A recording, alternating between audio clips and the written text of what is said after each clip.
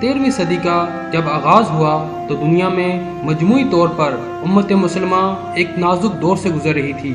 اسی اثناء میں دنیا کے نقشے پر ایک نئی سلطنت ابھرنا شروع ہوئی۔ چنگیز خان کی قیادت میں منگولیا سے تعلق رکھنے والی ایک خونخوار فوج نے جب اپنی سلطنت کی توسیع کے لیے دوسرے علاقوں پر جلغار کی تو وہ ایک طرف مشرقی یورپ سے بڑھتے ہوئے وسطی یورپ تک پہنچے تو دوسری طرف سائبیریا، برِ صغیر، چین اور خطہ فارس تک اپنی طاقت کا لوہا منوانے میں جلد کامیاب ہوئے۔ منگول فوجوں نے ظلم اور بربریت کی جو داستانیں رقم کی وہ رہتی دنیا تک اپنی مثال آپ ہیں۔ منگولوں کے مظالم کے آگے دنیا کی تمام بڑی سلطنتیں دم توڑ ہی تھیں۔ دوسری طرف سلطنت خوارزم نے خراسان، ایران، شام اور عراق میں آل سلجوق کے بیشتر مقبوضات کو فتح کر لیا تھا۔ اس وقت ان کی قوت اوج شباب پر تھی۔ چنگیز خانی طوفان نے اپنی تمام ہولناکیوں کے ساتھ سلطنت خوارزم کا رخ کیا اور اس کو پاش پاش کر ڈالا۔ اس سلطنت کی تباہی کے بعد وہاں پر موجود ترک قبیلے کسی محفوظ جگہ کی تلاش میں ہجرت کرنے لگے۔ ان میں زیادہ تر قبیلے چرواہے اور خانہ بدوش تھے۔ جہاں سرسبز علاقہ اور پانی نظر آیا وہیں خیمہ گاڑ کر ڈیرا ڈال لیا۔ ان ترک قبیلوں میں سے بعض ایران اور شام پہنچے جبکہ کچھ نے مصر کی جانب ہجرت کی۔ ان ترک قبیلوں میں سے ایک قبیلے کا نام کائی قبیلہ تھا۔ کائی قبیلہ باقی قبیلوں سے کچھ بڑا اور طاقتور تھا۔ یہ نہایت جنگجو قبیلہ تھا۔ اس قبیلے کے سردار سلیمان شاہ تھے۔ کائی قبیلہ سلیمان شاہ کی سربراہی میں اپنے وطن خراسان کو چھوڑ کر مختلف ملکوں میں گھومتا ہوا شام کی طرف جا رہا تھا۔ اسی اثناء میں دریائے فرات عبور کرتے ہوئے سردار سلیمان شاہ ڈوب گئے اور جاں بحر نہ ہو سکے۔ سلیمان شاہ کے 4 بیٹے تھے، سنگر تکین، گندوغدو، ارطغرل اور دوندار۔ سلیمان شاہ کی وفات کے بعد کائی قبیلہ منتشر ہو گیا۔ سنگر تکین اور گندوغدو اپنے اہل خانہ اور بہت سے ساتھیوں کے ہمراہ اہلت چلے گئے۔ جو لوگ بچ گئے انہوں نے ارطغرل غازی کو اپنی شجاعت اور بہادری کی وجہ سے کائی قبیلے کا سردار چن لیا۔ ارطغرل غازی نہایت بہادر، نڈر اور جنگجو شخصیت کے حامل تھے۔ آپ اپنے قبیلے کا دفاع کرنا خوب جانتے تھے، لہٰذا آپ اپنے چھوٹے بھائی دوندار اور تقریباً 420 گھرانوں پر مشتمل لوگوں کے ہمراہ ایشیا کوچک کی طرف روانہ ہوئے اور سلجوقی سلطنت میں داخل ہو گئے۔ سلجوقی سلطنت کے اس وقت کے حکمران سلطان علاء الدین کیقوباد اول تھے، جو اپنے عدل و انصاف کی وجہ سے بہت شہرت رکھتے تھے۔ ارطغرل غازی جب اپنے قبیلے کے ہمراہ سلطان علاء الدین کے زیر سایہ پناہ لینے کے لیے پایا تخت کونیا کی طرف جا رہے تھے تو راستے میں انقرہ کے قریب ارطغرل غازی کو 2 فوجیں مصروف جنگ نظر آئیں۔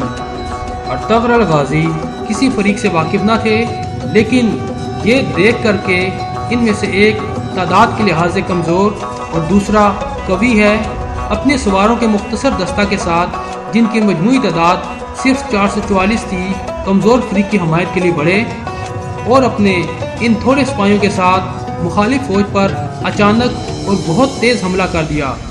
مخالف فوج ڈر گئی اور سمجھی کہ ان کو کہیں سے مدد مل گئی ہے اور یہ فوج جیتے جیتے ہار مان گئی۔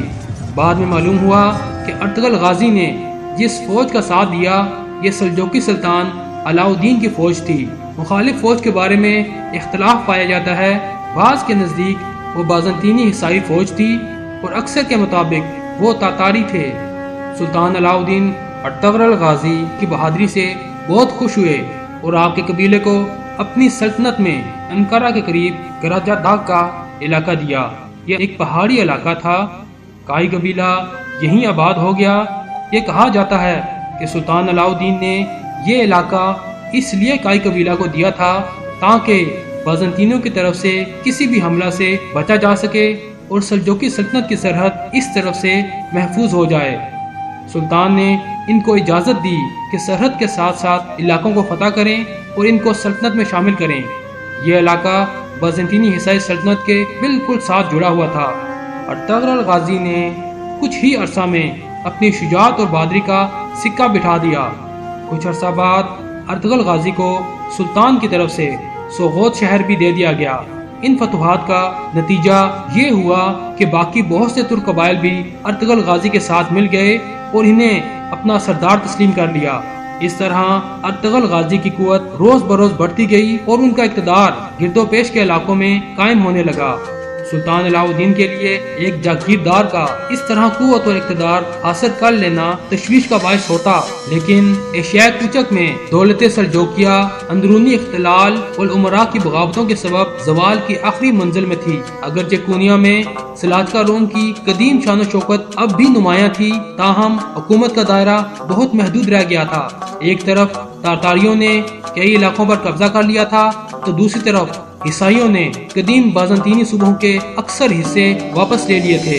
اس کے علاوہ متعدد سلجوقی سرداروں نے خود مختار حکومتیں قائم کر لی تھیں۔ سرحدی علاقوں میں جنگ کا سلسلہ عموماً جاری رہتا تھا اور تاتاری حملوں کا خطرہ کبھی دور نہیں ہوتا تھا۔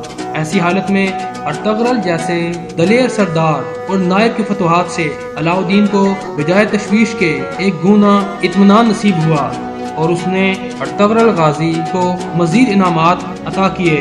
چنانچہ جب ینیشہر اور بروسہ کے درمیان ایک جنگ میں ارطغرل غازی نے سلطان علاء الدین کے نائب کی حیثیت سے تاتاریوں اور بازنطینیوں کی ایک متحدہ فوج کو شکست دی تو سلطان نے اس کا صلہ میں اس کے شہر کو بھی ارطغرل غازی کی جاگیر میں دے دیا اور پوری جاگیر کا نام سلطانونی رکھا۔ نیز ارطغرل غازی کو اپنے ہراول دستے کا سپہ سالار مقرر کیا۔ اس وسیع علاقے میں بکثرت چراگاہوں اور زرخیز زمینوں کے علاوہ متعدد قلعے بھی تھے، لیکن سلطانونی کے اکثر حصوں پر خود سر امیروں کا قبضہ تھا اور اس جاگیر پر اپنا تسلط قائم کرنے کے لیے ارطغرل غازی اور ان کے بعد ان کے بیٹے عثمان غازی کو مدتوں جنگ کرنی پڑی۔ 1281 اور بعض کے نزدیک 1288 میں ارطغرل غازی نے 90 سال کی عمر میں انتقال کیا۔ ارطغرل غازی کی زوجہ حلیمہ خاتون سلجوقی شہزادے غیاث الدین مسعود ثانی کی بیٹی تھی۔ حلیمہ خاتون کے بدن سے ارطغرل غازی کے 3 بیٹے ہندوس، سافجے اور عثمان پیدا ہوئے۔ ارطغرل غازی کی وفات کے بعد آپ کے جانشین آپ کے سب سے چھوٹے بیٹے عثمان غازی تھے۔ عثمان غازی بھی اپنے والد کی طرح پکے مسلمان، بہادر اور حوصلہ مند تھے۔ انہوں نے بھی فتوحات کا سلسلہ جاری رکھا۔ 1299 میں سلجوقی سلطنت بالکل ختم ہو گئی۔ عثمان غازی نے اپنی تمام مفتوح علاقوں میں اپنی خود مختار حکومت کا اعلان کر دیا۔ یوں سلجوقی سلطنت سے علیحدہ عثمانی سلطنت قائم ہوئی اور دنیا کے نقشے پر عثمانی سلطنت کا سورج طلوع ہوا، جو تقریباً 625 سال تک چمکتا رہا اور جس کی وسعت 3 براعظموں میں 2 کروڑ کلومیٹر تک پہنچی۔ اس عظیم سلطنت کے ہر ایک سلطان کی لازوال داستان تاریخی حقائق کے ساتھ اگر آپ جاننا چاہتے ہیں تو ہمارے چینل اسلامی اقدار میں موجود معلوماتی ویڈیو سے مستفید ہو سکتے ہیں۔ ارطغرل غازی کو سوغوت میں دفن کیا گیا۔ آپ کے بیٹے عثمان غازی نے وہاں ایک مسجد بھی تعمیر کروائی۔ ارطغرل غازی کا موجودہ مقبرہ سلطان عبدالحمید ثانی کے دور میں دوبارہ تعمیر کیا گیا۔ 1998 میں ترکمانستان کے دارالحکومت اشک آباد میں آپ کے اعزاز میں ارطغرل غازی مسجد تعمیر کی گئی۔ سبسکرائب کیجیے اسلامی اقدار کو اور بیل آئیکن کو دبائیے تاکہ رہتے رہیں آپ باخبر اسلامی اقدار سے۔